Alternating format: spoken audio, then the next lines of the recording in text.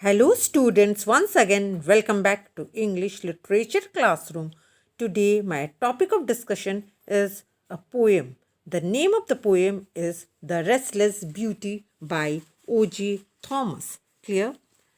This poem is from the book Real English 8, chapter 15.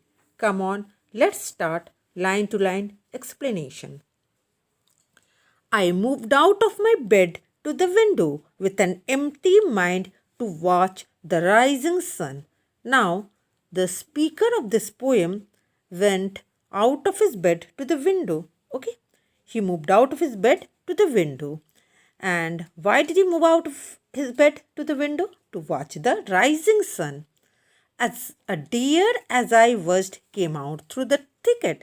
Now, what did he watch? He watched a deer came out from the thicket. Thicket means a number of shrubs, bushes growing together, of weeds and bushes amongst the tree. I could see a part of its head munching grass. Now, what could the speaker see? The speakers could see a part of its head. Okay?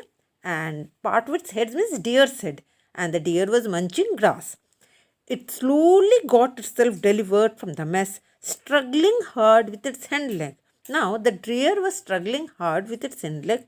It climbed down the little slope to my courtyard. Now the deer climbed down the little slope. Okay, the deer climbed down the little slope to the speaker's courtyard. Second stanza. It stood there for a moment as I watched. Now the deer stood over there for a moment and the speaker was continuously watching.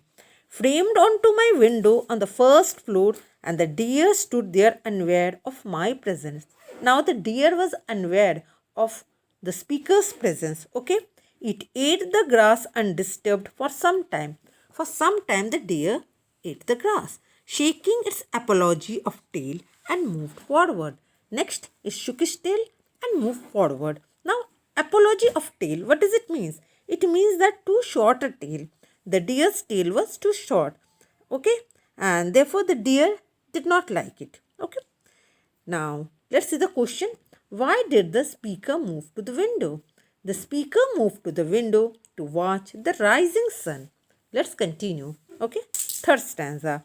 I could see it raise its hand often enough to survey the field around, alert and watchful. Now the deer could see that not the deer, the speaker. Okay.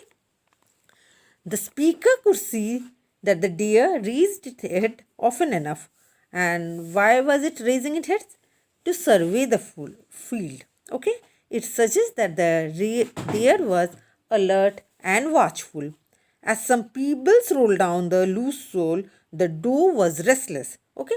Next, the speaker is telling the doe was restless, timid, and anxious, like a maiden waiting for her lover. Look, the doe here was compared to a maiden waiting for her lover.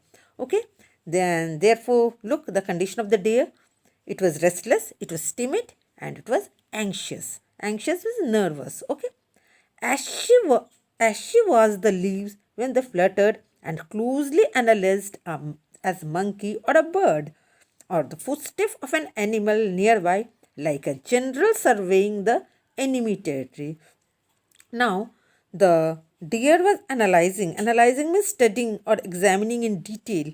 Okay, the place of that place. Okay, and look, it is compared with a general surveying the enemy territory.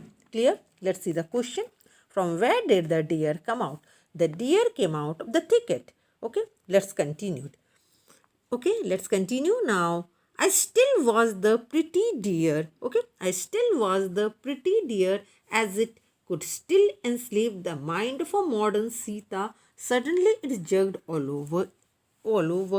It ran away. Now the speaker tells that he still was the pretty deer, and a thought came to his mind that the deer still had the power to attract the mind of a modern Sita. All of a sudden, it jerked all over and ran away. Okay.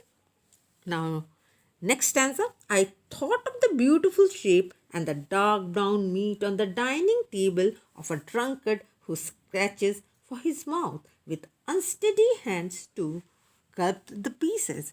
Now, the poet once again thinks of the beautiful shape, that is the deer, and a thought comes to his mind that if someone would come and kill the deer, and the dark brown meat would be there on the dining table, and next a drunkard with an unsteady hand would gulp the pieces. Okay, this thought comes to the speaker.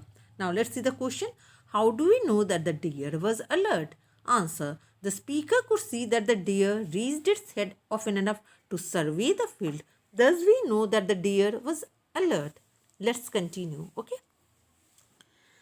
Pasting grace all over his face as a grace to knock at the creation and the world around in his unending dance of annihilation, the restless beauty with tragedy inscribed deep often disturbs the peace of my mind in unprofitable, nondescript moments. Now, the speaker is telling that the condition often, this type of condition often disturbs the peace of mind. Okay. Now, let's see the question. Why is the doe compared to the maiden waiting for her lover? Answer. Since the doe was restless, timid, and anxious, it was compared to a maiden waiting for her lover. Okay. Up to this much. With this, I am concluding this video. In my next video, I am going to bring something new. Until then, goodbye.